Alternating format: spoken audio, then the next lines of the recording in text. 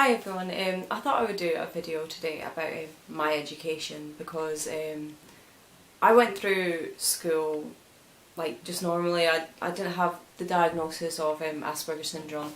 I did get some help at school, like with learning support, but I wanted to talk about my education because growing up I was always told, oh, you need to do good in school, you need to finish school, you need to stay on till 6th year, which is your 6th year of high school or secondary school, whereas in Scotland you can leave when you're in 4th year, and then it's by choice if you do 5th and 6th year. But I was always taught, like, you need to stay until 6th year, you need to do your hires, your advanced hires, you need to get good grades, otherwise you're not going to get a job, basically. So I thought that I would talk about my education because I didn't finish school. I didn't even do my standard grade exams, or like in England that would be GCSEs. I didn't do them because I was mentally ill, basically. I was written off having to do them. So I left school, I was 15. Obviously I ended up in like child adolescent mental health service, so I didn't get qualifications really. I got my prelim results, which is your mock exams, but I didn't finish like the whole 2 years of my exams, like the subjects, so I just got prelim results. So I wanted to talk about like my experience and the difficulties that I had, but also why I see it as getting the good grades is not the end of the world.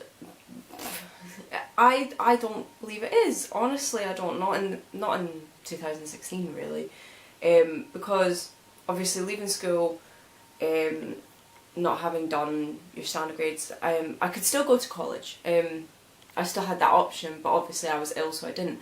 But I did end up going to college, and I did intermediate 2 maths and English, which I found very difficult. I was in and out of college really. I found it very difficult because I wasn't used to that sort of structure of like school, basically. College is kind of school, and I find that very difficult. And I was with people a lot younger than me, who had just left high school. They were like 17, some of them 18, and I was 20 at the time, nearly. Yeah, I was 20 at the time.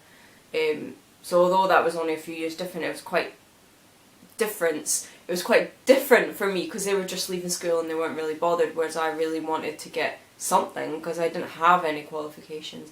But that option was still open to me. So my message to you guys is, if you're in high school, you're struggling, whether you got disability, not finding it complicated with bullying, it's not the end of the world.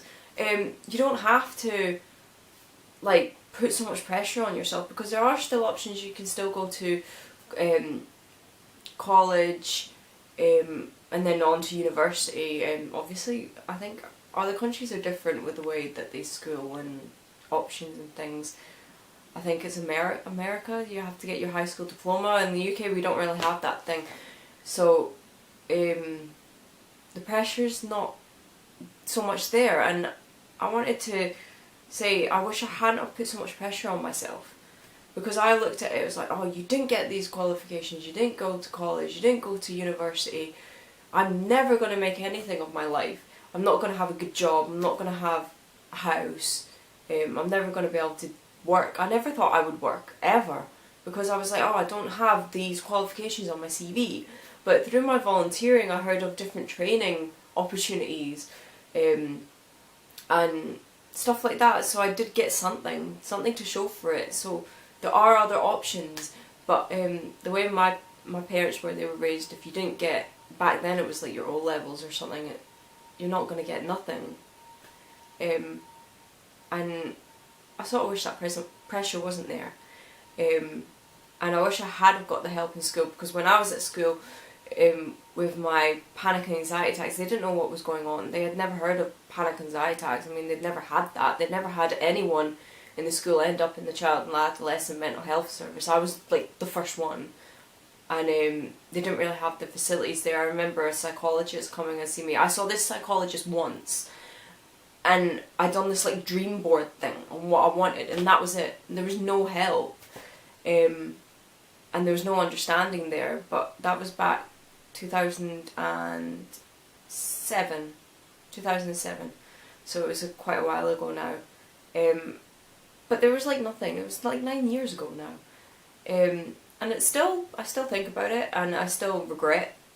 But I've come to the stage in my life now where I don't regret leaving school, because I think my life would be completely different. I don't think I would have this YouTube platform. I don't think I would have the understanding that I have with mental health if I hadn't been through that, and I don't think I would be in the job that I'm in now if I had finished school. It sounds crazy, but I think my life would have ended up in a completely different path.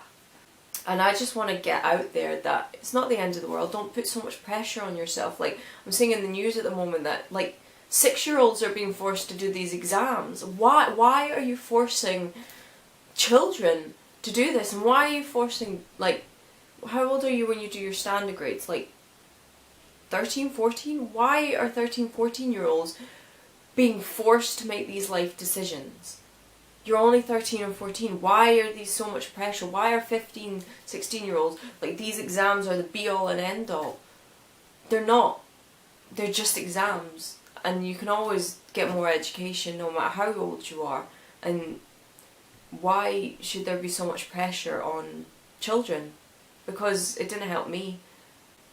So, message to you guys, stop stressing out, enjoy your life, enjoy school, enjoy the friendships that you make, and don't put so much pressure on yourself. It's not the end of the world.